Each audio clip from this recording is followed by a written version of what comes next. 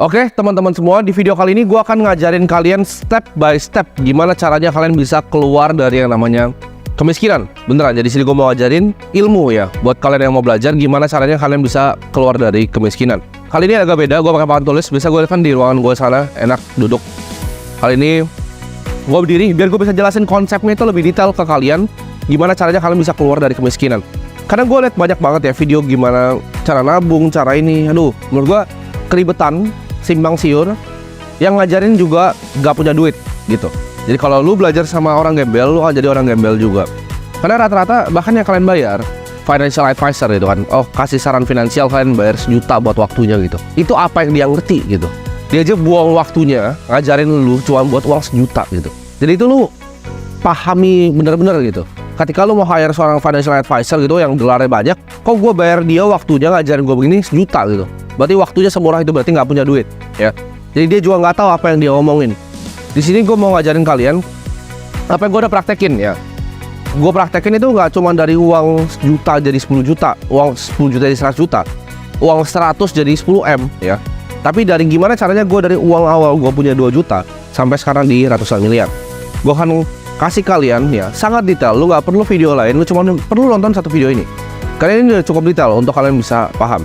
Nah yang pertama ya, kita harus belajar tentang yang namanya human capital dan juga financial capital. Apa itu human capital? Human capital itu adalah kita kan sebagai manusia kita bisa bekerja ya, kita bisa punya income, kita bisa punya waktu, kita bisa cari duit.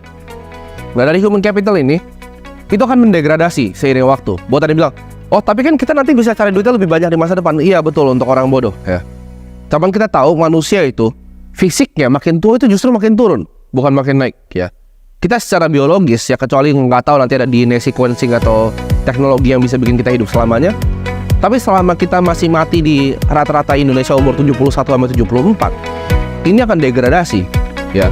Jadi orang bilang kan, masa muda kalian happy-happy dulu, senang-senang dulu. Enggak, masa muda justru lu hajar yang kerja paling tinggi. Kenapa? Karena energi lu paling banyak, lu berpotensi untuk dapat duit juga paling banyak di masa muda.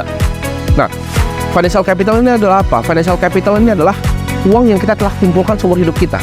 Jadi ya itu, sesimpel itu. Jadi begitu human capital ini awalnya pasti tinggi karena kita masih muda, banyak energi, banyak waktu. Banyak yang salah kaprah ya. Kalian mikir, oke, gue punya uang 1 juta rupiah ya kan, 1 juta rupiah gue mau pakai untuk investasi apa? Terus lu punya uang 10 juta nih bahkan ya, lu hire advisor 1 juta gitu kan, dia saranin lu 4 juta beli saham ini, 2 juta beli obligasi ini, sisanya darurat. Itu lu goblok dan jadi miskin terus seumur hidup lu ya. Makanya ini step by step nih, gimana cara lu keluar dari kemiskinan ya. Financial capital jangan ini kalau misalnya lu masih mulai nih, ini umur 20 tahun di sini ya. Lu umur 20 tahun ini pasti kecil. Jadi kalau lu cuma punya uang 1 juta, jangan fokus sama investasi ya.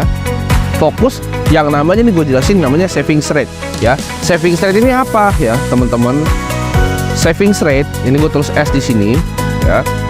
Rumusnya sangat sederhana, tapi ini rumus yang lo harus ingat ya. Ini pokoknya uang di atas ini ya, biar gampang formulanya.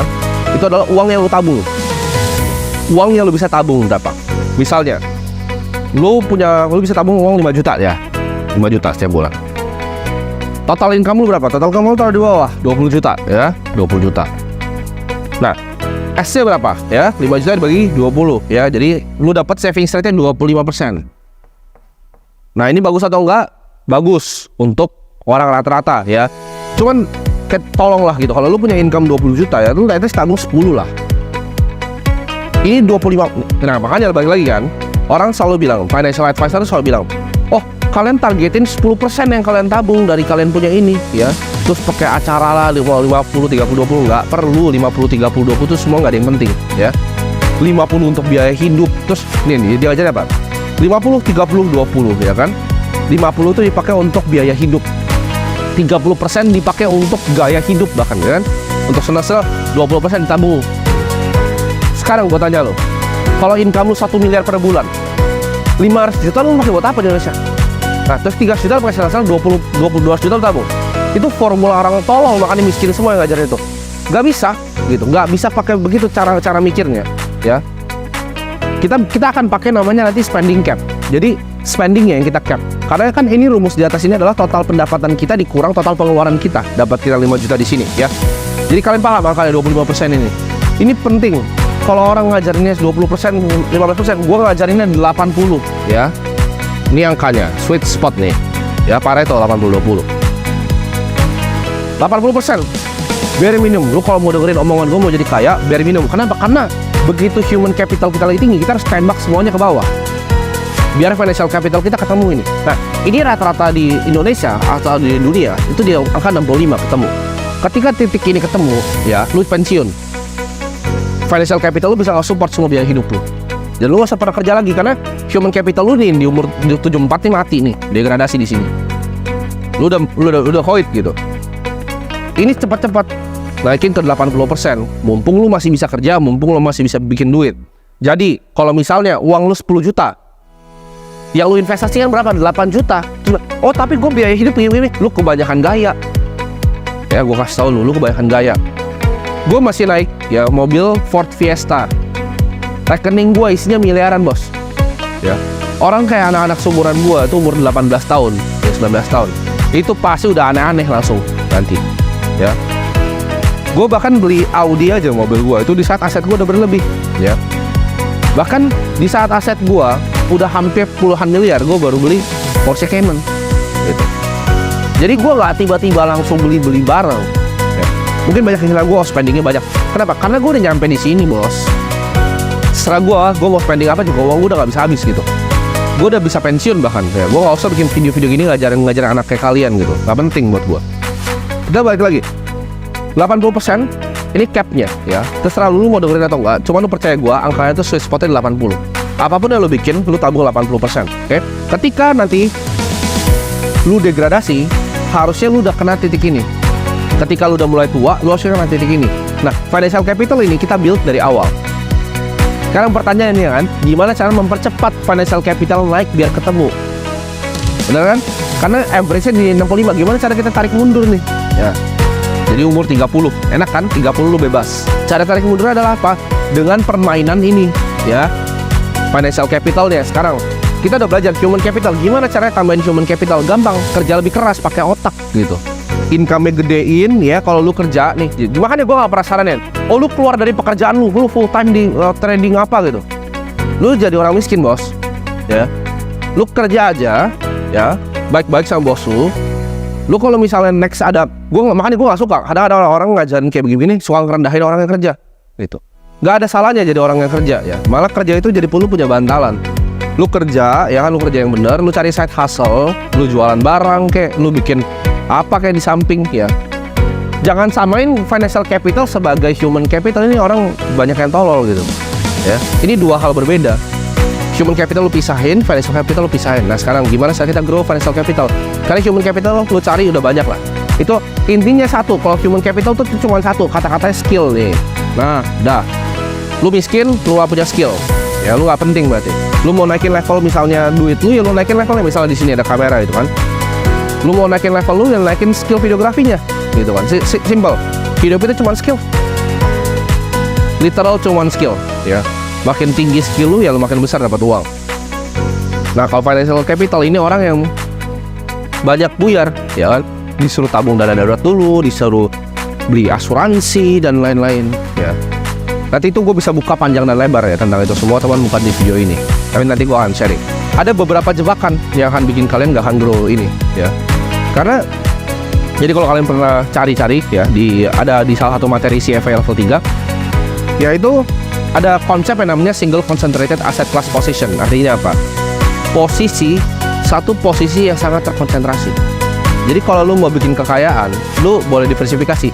Jadi orang banyak yang salah nih, mereka diversifikasi masih 10 juta gitu. 5 juta ditaruh di saham ya kan, 2 juta ditaruh misalnya di Bitcoin, 3 juta ditaruh di reksadana pasar uang. Duit lu 10 juta, bos, apa yang lu mau diversifikasi? Itu hilang semua juga, lu cari besok bisa gitu. Lu coba pikir pakai otak deh. Lu apa yang lu mau diversifikasi, uang lu cuma 10 juta, 100 juta, apa yang lu mau diversifikasi? Itu hilang juga, masuk got juga, gue gak tahu gitu uang 100 juta. Jadi gak ada yang perlu diversifikasi di uang 100 juta. Kalau uang lu sini 1 triliun ya silahkan. Nah, lu mau bikin apa, kayak lu bikin restoran, kayak lu mau bikin tempat biliar, itu suka-suka lu gitu. Cuman kalau misalnya uang lu masih di sini, nggak ada gunanya diversifikasi. Single concentrated asset class position. Nah, aset class kita bahas aja nih. Anggap yang ini expected risk, ini potensi returnnya. Ini resikonya deh, makin besar, ini return makin besar. Makin muda umur lo, ya, makin muda umur lo mainnya di mana? Ini cash, bonds, properti, saham, kripto, main di mana? Ayo, pikir coba, main di mana? Ini resiko, ekspektasi resiko, potensi return. Gue udah bilang, harga untuk jadi kaya, ya, harga untuk jadi kaya adalah berani mengambil resiko. Jadi, mentok dong. Harga jadi kaya resiko. Masa lu mau kaya tanpa resiko? Ya lu pegang cash aja sini di bank, lu kena inflasi. Cuman apa yang terjadi dengan lu pegang cash kan? Gue udah buktiin di banyak video gue kan, ya. Bahkan gue udah tuntun kalian untuk grow financial capital. Yang gue lakukan tuh gue bantu kalian grow financial capital yang biar cepet naik sini nih, naik sini. Biar gak gembel-gembel amat hidupnya. Ambilnya di sini, paling ke pojok, ya. Single concentrated di sini. Semua dari sini lu tembak sini, ya. Jangan mikir kebanyakan. Gue udah kasih blueprintnya nih, game plan-nya. Lu mau keluar dari kemiskinan lu ngikutinin, pasti keluar lu dari kemiskinan. Kalau dia ngajar, oh lu 10 juta, lu taruh sini, ya. Terus lu nanti punya 2 miliar, 400 juta lu pakai untuk cicil buat beli properti kos-kosan, lu pasti jadi gembel aja. Sama kayak semua orang yang bikin itu gembel. Gak ada satu orang kaya pun yang gue lihat, oh gue mau investasi 1000 kos-kosan. Gak ada. Mereka bangun gedung, ya. Mereka gak bangun gedung kantor kayak gini, disewain lantainya. Gak ada yang mau main kos-kosan orang-orang beneran kaya. Mereka bikinnya SCBD, mereka bikinnya PIK 2, dikeruk laut jadi tanah. Itu permainannya, bukan bikin kos-kosan ya. Tapi itu buat lain cerita ya. Intinya, lu lupain semua ini ya. Mau obligasi, properti, memang ini resiko paling tinggi, tapi lu masih muda. What's there to lose gitu loh. Karena bukan seberapa keras kita kadang mendayung gitu, tapi kapal lu naik apa sih? Kalau lu kapalnya bolong lu bikas. Hah? Lu mau dayung pakai sampai tangan lu juga, mau gayung lu sampai lu ember-ember keluarin air, lu bakal tenggelam juga gitu. Tapi kalau naik speedboat di sini kan enak. Kenapa gue cepet sini? Gue naik speedboat bos. Apalagi lu yang karyawan ya kan? Karyawan gitu. Uang lu fluktuatif nih. Uang lu tuh begini nih. Sorry. Karyawan, uang lu justru stabil, bukan fluktuatif. Kayak begini. Patah cover gua, gak apa-apa. Ini pendapatan lu kalau karyawan ya. Kalau lu karyawan, lu harus cari investasi yang itu begini. Jangan lu cari investasi yang begini lagi bos. Lu karyawan, lu tabungnya di sini. Gembel lu pasti seumur hidup. Tapi kalau lu cari yang ujung sini, kestabilannya cari dari gaji, baru investasi ya lu mainin begini. Karena kenapa? Lu bisa ngambil drawdown ketika dia turun, lu bisa tembak ke bawah karena lu punya. Nah, makanya kalau lu bilang, oh gue bisa jadi full time trader, yes, ya itu mungkin 1% gitu kan, ya 1% bisa gitu. Tapi 99% yang lain gagal. Kalau lu merasa lu spesial tuh, lu sejago itu, monggo. Tapi kalau full time trader masuknya kemana? Itu masuk tetap ke skill, human capital. Jangan salah, ya. Full time trader itu masuknya di skill, human capital. Lu bikin hedge fund lah sana, terus lu structure di Singapura gitu kan, lu cari LP taruh duit di lu mainin. Itu skill, human capital. Itu bukan financial capital. Financial capital lu apa? Management fee-nya nanti ya, dari hasil fund lu. Ini sesimpel ini. Jadi lu cari uang sebanyak-banyaknya dari human capital pas lu masih muda. Jangan mikirnya, oh nanti gua akan naik pangkat jadi direktur. Jangan gitu. Sekarang tembakin semua ke aset yang paling tinggi. Kripto. Gak mau belajar kripto, beli Bitcoin aja, percaya gua gitu. Lu beli Bitcoin aja, lu tabung ya. Berapapun pendapatan lu dikurang pengeluaran lu 80% wajib lu tabung ya. Sesimpel itu. Lu grow terus HC-nya 80% lu tabung, lu tembakin ke bawah ya. Lu masukin ke kripto. Itu cara lu keluar dari kemiskinan dalam waktu 5 sampai 10 tahun. Lu save video ini, lu gak usah dengerin yang lain financial advisor, gak ada yang punya duit ya. Gak usah dengerin yang lain, tonton satu video ini. Simple, ini gue jelasin bener-bener kayak gue ngejelasin anak SD gitu. Tadi sebelumnya sebenarnya gue bikin video yang kayak gini, cuman gue banyak pakai yang lebih ribet gitu ya. Gue baru ingat ini, kalian beta aja gak ngerti gitu. Jadi gue cari yang paling sederhana ya. Gue cari gimana caranya gue bisa gambarin paling sederhana untuk kalian. Jadi semoga bermanfaat videonya, semoga kalian bisa keluar dari kemiskinan.